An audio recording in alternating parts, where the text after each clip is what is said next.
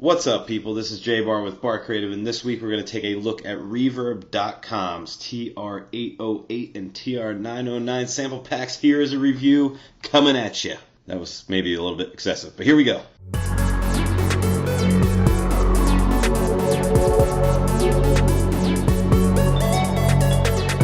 So the first thing you need to know is that Reverb.com is kind of the eBay for music, and they do have some digital products, two of which are their sample packs for the TR-808 and the TR-909. So in order to find these, you go to the search bar, you type in TR-808 sample, and you hit enter to search, and you see what pops up is their TR-808 sample pack. And when you click on this, what you're going to notice immediately that this thing's only $1. Yes, that is correct. I bought both of these, the TR-808 and the 909.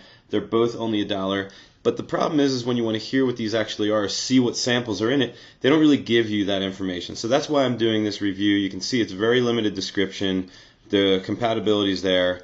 And then there's really no reviews for the 808. The 808 right now, as of this video, March 2018, is 99 cents. And the TR-909, you just type in TR-909 samples into the search bar, hit enter, and it spits this out. And you can see that they have these priced at $1.99. Now that's awesome because for $3 you can have a TR-808 and TR-909 sample packs, but again, not much in the way of actual reviews and stuff. There is a small review on here, but you can't really hear what these are or see the samples. So let's take a look. So once you hit buy and you pay with PayPal or whatever, and they provide you with a couple zip files, and the zip files have folders in them, and so I'll open up the 808's folder now. And you can see that they've taken each instrument and they've given you folders for each instrument. And so let's take a look at the kicks, because let's face it, why do you want an 808? Pretty much for the kick and snare. And what you can see is that, well, let me just run through these. So here are the samples.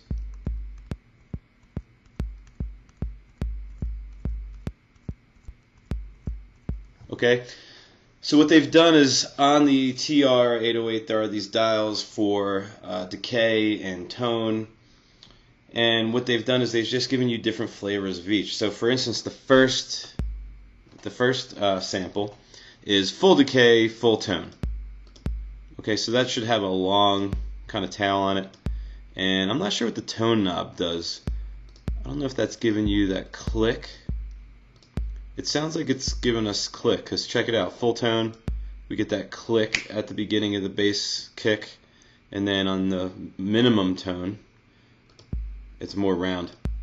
But anyway, so here's what they look like, and they do that for all the instruments. Some instruments you have more options over than others. Closed hi-hat, here we go. Now, you can immediately hear the difference between this one and that one for volume, and here's why. You can see there's a little -1 after this. Here's my one kind of gripe, and again, 808 $1, 909 $2. Can I really complain? The answer is no, dude. Like, they're $3, man. But I do have a really, man, I'm gonna say it's a complaint. Here we go. This is what it is. So let's check it out. Let's go into the sample viewer, and if I show you the waveform, what you're gonna see is that this thing has barely any amplitude in it at all. So what that tells me is that whoever recorded the samples, you know, they're running a TR-808 right into the recording device. I feel like the volume was down too low and they're not getting much amplitude. So check this out. We have our accent 2, and then we have the accent 2 normalized. So when I hit normalized, look at the difference in waveform. In my opinion, this thing should have been recorded somewhere near here, and here's why. When I click this, listen really carefully. You're going to hear noise in the background. It's got a little sizzle. Maybe that's not a great example. I do have some snares that I've normalized. So we have this snare drum accent partial tone full snap, and then we have the normalized version. So here it is. Look at the waveform, kind of minimal. And then there's the normalized version. So there could be a lot more volume on these samples. Now, not a big deal, but if you listen carefully, you can hear it right around here. It's got some kind of sizzle in it that I don't think is part of the snare sound. It sounds like a little noisy to me. And that's the only complaint I have. It just seems like a really rudimentary mistake. Like, come on, man, like record with a higher level. I feel like they're at like negative like 30 dBs on their recording, and I feel like, you know, obviously they don't want clipping, but at the same time, man, it's like, come on, dude, this is you're selling this sample pack. But I digress. For $3, you can't really beat it. If you're using something like Machine or even Ultrabeat in Logic or the drum rack in Ableton, you can quickly build kits. So like, let's say I want to build a kit, so I'll put my kick on 1, I could go back out, load a snare, put that on 2, back out, let's get some hats on 3. And so, you know, this is how fast, obviously I would listen to these, but now we have a kit. And then you can just as quickly, if you're using something like Machine or something, let's just program something basic. Let's check it out. So you can hear it. It is the 808. It is the 808, like literally the 808 machine being recorded and sampled. So pretty cool. Now let's do that same thing, but this time I'm just going to go through and normalize these, and so you can see the difference in the waveform. And what normalizing does is it just, I guess, increases the amplitude to a volume where it's kind of as high as it can go before clipping, I guess. I'm not sure. If you know, you can leave it in the comments, but that's kind of what it does. It just increases the volume before it clips so that it's at a loudness that's acceptable. So let's check it out again. So you can see it's a huge difference when it's normalized. I think it sounds pretty cool. If you listen really carefully, you'll hear some sizzle from the noise, but that's kind of a cool little thing. And you saw how quickly that was done. We now have a functioning drum set. So let's check this out too. Maybe we can, what am I looking for here?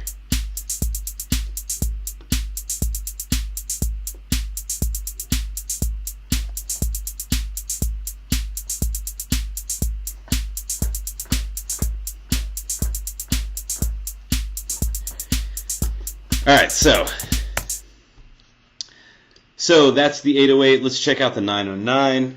I'll back out one more level. Here's the 909, and the 909 actually has a lot more samples. It's got a lot more, well, it looks like it has a lot more instruments, but I guess it's the same number of instruments, just spread across more folders. Let's take a look. Everybody wants to hear what the kicks sound like, so here they are. And the ones that are normalized have these little dashes and a number after them.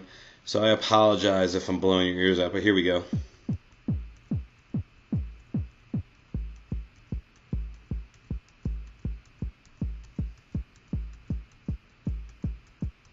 So again, it's the same kind of idea where they give you these varieties. So for instance, on this one, 909 kick with low tone, max attack, mid decay, and that's what it is. So you change the knobs on the actual 909, you hit play, or you play that actual kick, and then it records into the recording device.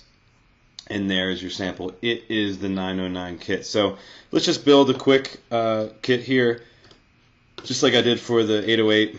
So I'm just picking whatever. I'm not being picky. I'm just trying to kind of give you guys an idea. Where's some hats?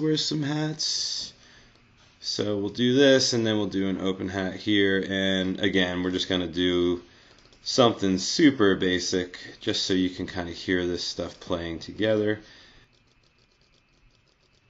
Alright, so here we go.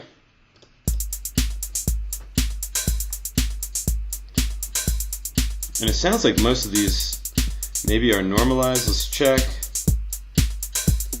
So you can hear the difference.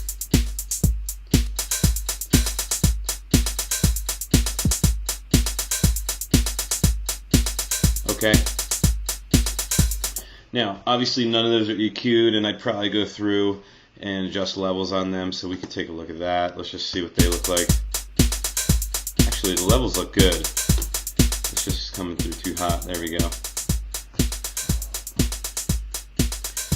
Now, what's my final opinion on these? So, what I think is for $3, you can't beat this. I mean, you know, I'm in Machine right now.